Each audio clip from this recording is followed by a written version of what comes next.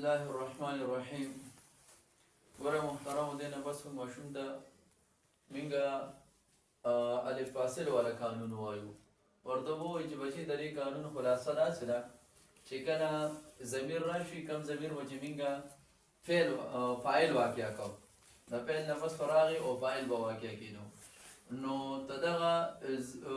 ضمیر فاعل نه پس چې کله دغه راشي نون سکیله راشي نو د دې په منځ کې به موږ الف وروړو نو دې به بیا په دې باندې پوه کړو چې ګورئ لکه بچي د اضربنا ته وګوره اضربنا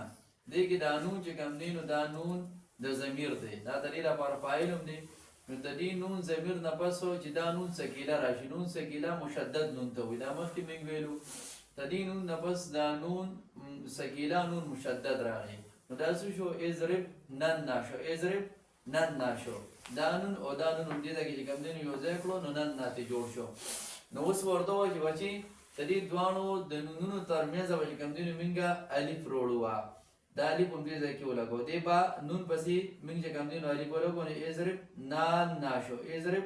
نان ناشو دا الف چې کوم دی دا هم پکې راوړو دې ته الف فاصل وایي د جدایۍ لپاره چې کوم نون راشي چې دا نون ضمیر او نون سکیله د یو بل نه جدا کړي نو هغې ته څه وایي هغې د نونې فاصل وایي فاصله د دې دواړو په منځ کې راوستله نو اضرب نان نام دې جوړ کو نو بیا دلته کې نون چې کوم دی نو په نون باندې څه وه فتحه وه نو دا فتحه به چې کوم دی نو موږ کسرې سره بدل کړو نو اضرب نان نه شو اضرب نان نه شو نو دا اضرب نه